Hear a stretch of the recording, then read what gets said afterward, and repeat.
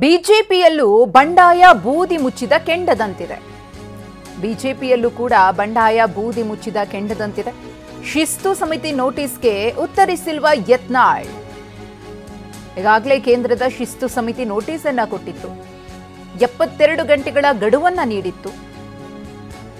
ವರಿಷ್ಠರು ಎಲ್ಲವನ್ನ ಗಮನಿಸುತ್ತಿದ್ದಾರೆ ಅಂತ ತುಮಕೂರಿನಲ್ಲಿ ಇದೇ ವಿಚಾರವಾಗಿ ಬಿಜೆಪಿ ರಾಜ್ಯ ಅಧ್ಯಕ್ಷ ವಿಜಯೇಂದ್ರ ಅವರು ಕೂಡ ಪ್ರತಿಕ್ರಿಯೆ ಕೊಟ್ಟಿದ್ದಾರೆ.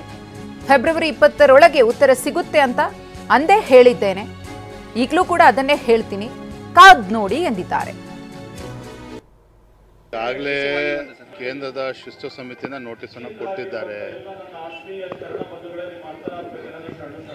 72 ಗಂಟೆಗಳ ಒಂದು ಗಡುವು ಕೂಡ ಇತ್ತು. ಸೊ ಅದಾದ್ಮೇಲೆ ಏನಾಗ್ತದೆ ಅದ್ರ ಬಗ್ಗೆ ಪ್ರತಿಕ್ರಿಯೆ ನೀಡೋದಕ್ಕೆ ಹೋಗೋದಿಲ್ಲ. ಕೇಂದ್ರ ನಮ್ಮ ವರಿಷ್ಠರು ಎಲ್ಲವನ್ನು ಕೂಡ ಗಮನಿಸ್ತಾ ಇದ್ದಾರೆ. ಇದೆಲ್ಲದಕ್ಕೂ ಕೂಡ ನಾನು ಅವತ್ತೇ ಹೇಳಿದೆ 20 ತಾರೀಕು ಎಲ್ಲ ಉತ್ತರ ಸಿಗುತ್ತೆ ಅಂತೇಳಿ. ಅವೆಲ್ಲ ಜಿಲ್ಲಾಧ್ಯಕ್ಷರು ನೇಮಕಾತಿ ಆದಮೇಲೆ ದೆಹಲಿನಲ್ಲಿ ಎಲ್ಲ ಪ್ರಕ್ರಿಯೆಗಳು ಕೂಡ ನಡೀತಾ ಇದೆ.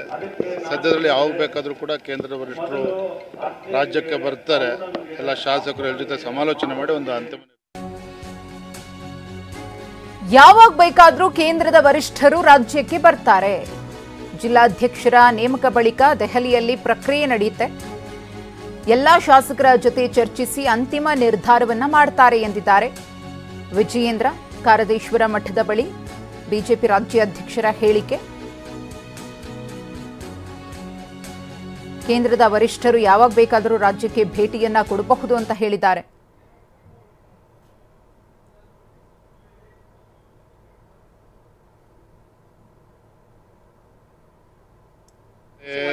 ಕೇಂದ್ರದ ಶಿಸ್ತು ಸಮಿತಿನ ನೋಟಿಸ್ ಅನ್ನು ಕೊಟ್ಟಿದ್ದಾರೆ. 72 ಗಂಟೆಗಳ ಒಂದು ಗಡುವು ಕೂಡ ಇತ್ತು. ಸೊ ಅದಾದ್ಮೇಲೆ ಏನಾಗ್ತದೆ ಅದ್ರ ಬಗ್ಗೆ ಪ್ರತಿಕ್ರಿಯೆ ನೀಡೋದಕ್ಕೆ ಹೋಗೋದಿಲ್ಲ. ಕೇಂದ್ರ ನಮ್ಮ ವರಿಷ್ಠರು ಎಲ್ಲವನ್ನು ಕೂಡ ಗಮನಿಸ್ತಾ ಇದ್ದಾರೆ. ಇದೆಲ್ಲದಕ್ಕೂ ಕೂಡ ನಾನು ಅವತ್ತೇ ಹೇಳಿದೆ 20 ತಾರೀಕು ಎಲ್ಲ ಉತ್ತರ ಸಿಗುತ್ತೆ ಅಂತೇಳಿ.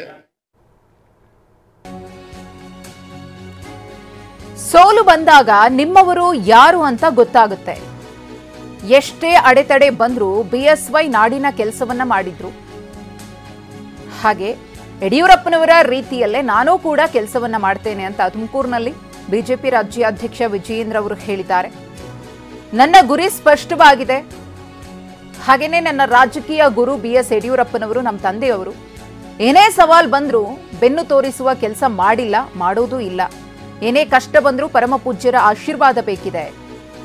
ನನ್ನ ಗುರಿ ಸ್ಪಷ್ಟವಾಗಿರುವುದರಿಂದ ನಾನು ಮುನ್ನುಗ್ತೀನಿ ಎಂದಿದ್ದಾರೆ BY ವಿಜಯೇಂದ್ರ. ಕಳೆದ 1 ವರ್ಷದಲ್ಲಿ ನಾನು ಕೂಡ ಅನೇಕ ಪಾಠಗಳನ್ನು ಕಲಿತಿದ್ದೇನೆ.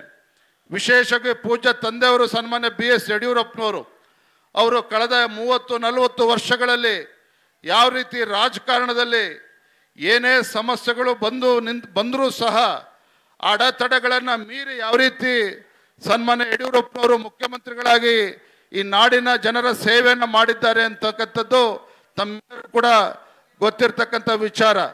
ನಾನು ಕೂಡ ಯಡಿಯೂರಪ್ಪನವರ ರಾಜಕೀಯ ಜೀವನವನ್ನು ಬಹಳ ಹತ್ತಿರದಿಂದ ನೋಡಿಕೊಂಡು ನಾನು ಕೂಡ ಕಲ್ತಿದ್ದೇನೆ. ಜೀವನದಲ್ಲಿ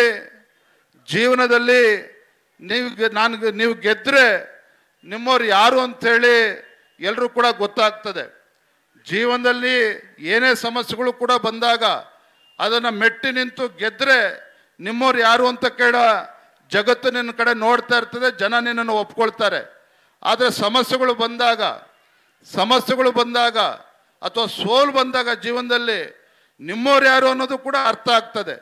ಆದರೆ ಯಡಿಯೂರಪ್ಪನವರ ರಾಜಕೀಯ ಜೀವನದ 7 ಬೀಳುಗಳಲ್ಲಿ ನಾನು ಕಲ್ತಿರ್ತಕ್ಕಂಥದ್ದು, ಯಡಿಯೂರಪ್ಪನವ್ರ ಮಗ ಆಗಿ ಯಡಿಯೂರಪ್ಪನವ್ರಿಗೆ ಏನೇ ಸವಾಲುಗಳು ಬಂದರೂ ಸಹ ಯಾವತ್ತೂ ಕೂಡ ಬೆನ್ನು ತೋರಿಸಿ ಹೋಗ್ತಕ್ಕಂಥ ಕೆಲಸ ನಿಮ್ಮ ಯಡಿಯೂರಪ್ಪನವ್ರು ಮಾಡಲಿಲ್ಲ. ರಾಜಕೀಯದಲ್ಲಿ ನಾನು ಕೂಡ ಈಗ ಬೆಳೀತಾ ಇದ್ದೇನೆ. ಬೆಳೀತಕ್ಕಂಥವನು ಎಡುವುದು ಸಹಜ. ಆದರೆ ನನ್ನ ಗುರಿ ಸ್ಪಷ್ಟವಾಗಿದೆ. ನನ್ನ ರಾಜಕೀಯ ಗುರು ಯಾರಪ್ಪ ಅಂತೇಳಿ ನಮ್ಮ ತಂದೆಯವರೇ. ಯಾಕೆಂದರೆ ಯಡಿಯೂರಪ್ಪನವರೇ ನನ್ನ ರಾಜಕೀಯ ಗುರುಗಳು. ಇವತ್ತು ಯಾವ ರೀತಿ ತಂದೆಯವರು ರಾಜಕೀಯದಲ್ಲಿ ನಾಡಿನ ಮಠಮಾನ್ಯಗಳ ಗುರುಗಳ ಒಂದು ಆಶೀರ್ವಾದದಿಂದ ನಾಡಿನ ಸೇವೆಯನ್ನು ಮಾಡಿದ್ದಾರೆ ಅಂತಕ್ಕಂಥದ್ದು ಕೂಡ ಹತ್ತಿರ ನೋಡಿದ್ದೇನೆ. ನಾನು ಪರಮ ಪೂಜ್ಯರಲ್ಲಿ ಪ್ರಾರ್ಥನೆ ಮಾಡ್ತಕ್ಕಂಥದ್ದು, ಏನೇ ಕಷ್ಟಗಳು ಬಂದರೂ ಸಹ ಅದನ್ನು ಧೈರ್ಯವಾಗಿ ಎದುರಿಸ್ತಕ್ಕಂಥ ಒಂದು ಆಶೀರ್ವಾದವನ್ನು ಪರಮ ಪೂಜ್ಯ ನನಗೂ ಕೂಡ ಮಾಡಬೇಕು ಅಂತೇಳಿ ಸಂದರ್ಭದಲ್ಲಿ ಬಿಜೆಪಿ ಜಿಲ್ಲಾಧ್ಯಕ್ಷರ ಘೋಷಣೆಗೂ ಕೂಡ ಬಂಡಾಯದ ಭೀತಿ ಎದುರಾಗಿದೆ. ಬಿಜೆಪಿ ಜಿಲ್ಲಾಧ್ಯಕ್ಷರನ್ನ ಘೋಷಣೆ ಮಾಡುವುದಕ್ಕೂ ಕೂಡ ಇಲ್ಲಿ ಬಂಡಾಯದ ಬಿಸಿ. 8 ಜಿಲ್ಲೆಗಳ ಅಧ್ಯಕ್ಷರ ಹೆಸರನ್ನ ಘೋಷಣೆ ಮಾಡುವುದು ಇನ್ನೂ ಕೂಡ ಬಾಕಿ ಇದೆ. ಇಲ್ಲಿ ಅಡ್ಡಿಯಾಗಿರೋದು ಯತ್ನಾಳ್ ಬಣ. ಎಲ್ಲಿ ಘೋಷಣೆ ಮಾಡಿದ್ರೆ ಅಸಮಾಧಾನ ಮತ್ತಷ್ಟು ಸ್ಫೋಟಗೊಳ್ಳುತ್ತೋ ಅನ್ನೋ ಭೀತಿ. ಅಸಮಾಧಾನಿತರು ಯತ್ನಾಳ್ ಟೀಮ್ ಪರ ನಿಲ್ಲುವ ಸಾಧ್ಯತೆ ಇದೆ. ಹೀಗಾಗಿನೇ 8 ಜಿಲ್ಲಾಧ್ಯಕ್ಷರ ಹೆಸರನ್ನ ಇನ್ನೂ ಕೂಡ ಘೋಷಣೆ ಮಾಡದೆ ಬಾಕಿ ಉಳಿಸಿಕೊಳ್ಳಲಾಗಿದೆ. ಈಗಾಗಲೇ ಸಾಕಷ್ಟು ವಿಚಾರಗಳಲ್ಲಿ ಬಿಜೆಪಿ ರಾಜ್ಯಾಧ್ಯಕ್ಷರ ವಿರುದ್ಧ ಯತ್ನಾಳ್ ಬಣ ಕಿಡಿಕಾರ್ತಾ ಇದೆ. ಬಿಜೆಪಿ ಪಾಳೆಯದಲ್ಲಿ ಒಳಬೇಗುದಿ ಅನ್ನೋದು ಹೇಗೆ ಬೇಯ್ತಾ ಇದೆ ಅನ್ನೋದನ್ನು ಗಮನಿಸ್ತಾ ಇದ್ದೀವಿ. 8 ಜಿಲ್ಲೆಗಳ ಜಿಲ್ಲಾಧ್ಯಕ್ಷರನ್ನ ಇನ್ನೂ ಕೂಡ ನೇಮಕ ಮಾಡಿಲ್ಲ, ಅವರ ಹೆಸರುಗಳನ್ನು ಅನೌನ್ಸ್ ಮಾಡಿಲ್ಲ. ಆ ಒಂದು 8 ಜಿಲ್ಲೆಗಳಿದೆಯಲ್ಲ, ಅದು ತುಂಬಾನೇ ಪ್ರತಿಷ್ಠಿತ ಮತ್ತು ಏನಾದರೂ ಸಮಸ್ಯೆ ಆಗಬಹುದು ಘೋಷಣೆ ಮಾಡಿದ್ರೆ ಅನ್ನೋ ಕಾರಣದಿಂದಾಗಿನೇ ಬಾಕಿ ಉಳಿಸಿಕೊಳ್ಳಲಾಗಿದೆ. ಈ ಕುರಿತು ಮತ್ತಷ್ಟು ಮಾಹಿತಿಯನ್ನು ಕೊಡೋದಕ್ಕೆ ನಮ್ಮ ಪ್ರತಿನಿಧಿ ಕಿರಣ್ ಹನಿಯಡ್ಕ ಇದೀಗ ನೇರ ಸಂಪರ್ಕದಲ್ಲಿದ್ದಾರೆ. ಕಿರಣ್, ಬಿಜೆಪಿ ಪಾಳೆಯದಲ್ಲಿ ಆಗ್ತಾ ಇರುವಂತಹ ಬೆಳವಣಿಗೆಗಳನ್ನು ನೋಡ್ತಾ ಇದ್ದೀವಿ. ಒಂದು ಕಡೆ ಯತ್ನಾಳ್ಗೆ ನೋಟಿಸ್ ಅನ್ನ ಕೊಟ್ಟರು ಕೂಡ ಅದಕ್ಕೆ ಉತ್ತರಿಸಿದ್ದಾರಾ ಇಲ್ವಾ ಅನ್ನೋದ್ರ ಬಗ್ಗೆ ಪ್ರತಿಕ್ರಿಯೆಯನ್ನ ಕೊಡೋದಕ್ಕೆ ರಾಜ್ಯಾಧ್ಯಕ್ಷರು ಕೂಡ ರೆಡಿ ಇಲ್ಲ. 20ನೇ ತಾರೀಕಿಗೆ ಕಾದ್ ನೋಡಿ ಅಂತ ಹೇಳಿದ್ದಾರೆ. ಏನು ಇದು 20ರ ರಹಸ್ಯ ಅಂತ, ಏನಾಗಬಹುದು ಅಂತ? ಮಧುಶ್ರೀ, ಇಲ್ಲಿ ಬಿಜೆಪಿ ರಾಜ್ಯಾಧ್ಯಕ್ಷ ವಿಜೇಂದ್ರ ಹೇಳಿರುವಂತಹ 20ನೇ ತಾರೀಕಿನ ವಿಚಾರ ಇರುವಂತದ್ದು. ಯತ್ನಾಳ್ ವಿರುದ್ಧದ ಶಿಸ್ತು ಕ್ರಮದ ವಿಚಾರದಲ್ಲಿ ಹೈಕಮಾಂಡ್ನಿಂದ ಒಂದು ಸ್ಪಷ್ಟವಾದಂತಹ ನಿರ್ಧಾರ ಹೊರಬೀಳಬಹುದು ಅನ್ನುವಂತ ಒಂದು ಮಾತಿನ ಅರ್ಥವೂ ಕೂಡ ಇದೆ. ಇದರ ಜೊತೆಗೆ 20ನೇ ತಾರೀಕಿನ ಒಳಗಡೆ ಬಿಜೆಪಿ ರಾಜ್ಯಾಧ್ಯಕ್ಷ ಅಧಿಕೃತ ಘೋಷಣೆ, ಪೂರ್ಣಾವಧಿಯ ಅಧ್ಯಕ್ಷ ಅನ್ನುವಂತ ರೀತಿಯಲ್ಲಿ ಅಧಿಕೃತ ಘೋಷಣೆ ಆಗಬಹುದು ಅನ್ನುವಂತ ಮಾತಿನ ಅರ್ಥವೂ ಕೂಡ ಇದೆ. ಈ ಎರಡು ಅರ್ಥಗಳನ್ನು ಇಟ್ಟುಕೊಂಡು ಇವತ್ತು ತುಮಕೂರಿನಲ್ಲಿ ಮಾತನಾಡುವಂತಲ್ಲಿ ರಾಜ್ಯಾಧ್ಯಕ್ಷ ವಿಜೇಂದ್ರ 20ನೇ ದಿನಾಂಕವನ್ನ ಇಲ್ಲಿ ಉಲ್ಲೇಖವನ್ನ ಮಾಡಿರುವಂತದ್ದು. ಯಾಕಂದ್ರೆ ಯತ್ನಾಳ್ ಅವರಿಗಾಗಲೇ 2ನೇ ಬಾರಿ ನೋಟಿಸ್ ಕೊಟ್ಟಿರುವಂತ ಹಿನ್ನೆಲೆಯಲ್ಲಿ ಆ ನೋಟಿಸ್ಗೆ ಅವರು ಉತ್ತರ ಕೊಟ್ಟಿದ್ದಾರೋ ಇಲ್ವೋ ಅನ್ನುವಂಥ ವಿಚಾರವನ್ನ ಇನ್ನೂ ಕೂಡ ಯತ್ನಾಳ್ ಅವರು ಸ್ಪಷ್ಟಪಡಿಸಿಲ್ಲ. ನಾನು ಉತ್ತರ ಕೊಟ್ಟಿದ್ದೇನೆ ಅನ್ನುವಂಥ ವಿಚಾರವನ್ನು ಅವರು ಇನ್ನೂ ಕೂಡ ಸ್ಪಷ್ಟವಾಗಿ ಹೇಳಿಲ್ಲ ಮತ್ತು ಯತ್ನಾಳ್ ಅವರಿಂದ ಉತ್ತರ ಸ್ವೀಕೃತವಾಗಿದೆ ಅನ್ನುವಂಥದ್ದನ್ನು ಕೂಡ ಬಿಜೆಪಿ ವರಿಷ್ಠರು ಕೂಡ ಸ್ಪಷ್ಟಪಡಿಸಿಲ್ಲ. ಹಾಗಾಗಿ ಉತ್ತರ ಕೊಟ್ಟಿದ್ದಾರೋ ಇಲ್ವೋ ಅನ್ನುವಂಥ ಇನ್ನೂ ಕೂಡ ಸ್ಪಷ್ಟವಾಗಿ ಉಳಿದಿದೆ. ಈ ಹಿನ್ನೆಲೆಯಲ್ಲಿ ವಿಜೇಂದ್ರ ಇವತ್ತು 20ನೇ ತಾರೀಕಿನ ವಿಚಾರವನ್ನ ಉಲ್ಲೇಖವನ್ನ ಮಾಡಿರುವಂತದ್ದು ಎರಡು ಅರ್ಥಗಳನ್ನು ಇಟ್ಟುಕೊಂಡು. ಇದು ಒಂದು ಕಡೆ ಆದ್ರೆ, ಮತ್ತೊಂದು ಕಡೆಯಲ್ಲಿ ಬಿಜೆಪಿ ಜಿಲ್ಲಾಧ್ಯಕ್ಷರ ಘೋಷಣೆ ವಿಚಾರದಲ್ಲೂ ಕೂಡ ಯತ್ನಾಳ್ ಬಣದ ಒಂದು ವಿಚಾರ ಕೂಡ ಬಿಜೆಪಿಯ ಜಿಲ್ಲಾಧ್ಯಕ್ಷರ ಬಾಕಿ ಉಳಿದಿರುವಂತಹ ಜಿಲ್ಲಾಧ್ಯಕ್ಷರ ಘೋಷಣೆ ಕೂಡ ಒಂದಷ್ಟು ತೊಡಕುಂಟಾಗಿದೆ ಅನ್ನುವಂತ ಮಾಹಿತಿ ಬಿಜೆಪಿ ಮೂಲಗಳಿಂದ ಸಿಗ್ತದೆ.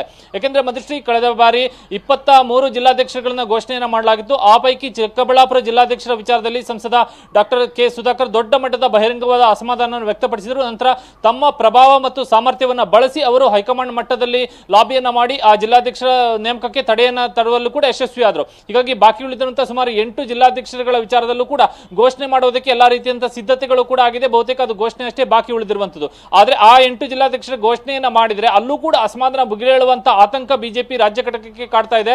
ಹಾಗಾಗಿ ಒಂದು ವೇಳೆ ಅಲ್ಲಿ ಆತಂಕ ಭುಗಿಲಿದ್ರೆ ಆ ಅಸಮಾಧಾನಗೊಂಡಂತವರು ಅಥವಾ ಅತೃಪ್ತಿ ಹೊಂದಿದಂತವರು ಎಲ್ಲಿ ಯತ್ನಾಳ್ ಮತ್ತು ಅವರ ತಂಡದ ಜೊತೆ ಸೇರ್ಪಡೆ ಆಗಬಹುದು, ಅವರ ಜೊತೆ ನಿಲ್ಲಬಹುದು ಅನ್ನುವಂತ ಆತಂಕ ಇದೆ. ಹೀಗಾಗಿ ಅದಕ್ಕೆ ಅವಕಾಶ ಮಾಡಿಕೊಡಬಾರದು ಅನ್ನುವಂತ ಹಿನ್ನೆಲೆ ಆ ಒಂದು ಬಹುತೇಕ ಸುಮಾರು 8 ಜಿಲ್ಲೆಗಳ ಅಧ್ಯಕ್ಷರನ್ನ ಘೋಷಣೆ ಮಾಡುವಂತ ವಿಚಾರವನ್ನ ಇನ್ನೂ ಕೂಡ ಘೋಷಣೆ ಮಾಡ್ತಿಲ್ಲ ಅನ್ನುವಂತ ಮಾಹಿತಿಗಳು ಬಿಜೆಪಿ ಮೂಲದಿಂದ ಸಿಗ್ತಾ ಇದೆ. ಯಾಕೆಂದ್ರೆ ಒಂದು ವೇಳೆ ಅಂತಹ ಘೋಷಣೆಯನ್ನು ಮಾಡಿ ಅಸಮಾಧಾನ ವ್ಯಕ್ತಪಡಿಸಿ ಅವರು ಯತ್ನಾಳ್ ಅವರ ತಂಡದ ಗುರುತಿಸಿಕೊಂಡ್ರೆ ಅದು ಬಣ ರಾಜಕೀಯಕ್ಕೆ ಮತ್ತಷ್ಟು ದೊಡ್ಡ ಮಟ್ಟದಲ್ಲಿ ಒಂದಷ್ಟು ಅವಕಾಶ ಮಾಡಿಕೊಟ್ಟಂತಾಗುತ್ತೆ ಮತ್ತು ಯತ್ನಾಳ್ ಅವರ ತಂಡದ ಬಲವು ಕೂಡ ವೃದ್ಧಿಯಾದಂತಾಗುತ್ತೆ. ಹೀಗಾಗಿ ಈ ವಿಚಾರವನ್ನು ಲೆಕ್ಕಾಚಾರದಲ್ಲಿಟ್ಟುಕೊಂಡು 8 ಜಿಲ್ಲಾಧ್ಯಕ್ಷರ ಘೋಷಣೆ ಇನ್ನೂ ಕೂಡ ಒಂದಿಷ್ಟು ಪ್ರಮಾಣದಲ್ಲಿ ಬಾಕಿ ಉಳಿಸಿರುವಂತಹ ಅಥವಾ ಮುಂದೂಡಿಕೊಂಡು ಬರ್ತಿರುವಂತಹ ಒಂದು ಪ್ರಕ್ರಿಯೆಗಳು ನಡೀತಾ ಇದೆ ಅನ್ನುವಂತ ಮಾಹಿತಿ ಸಿಗ್ತಾ ಇದೆ.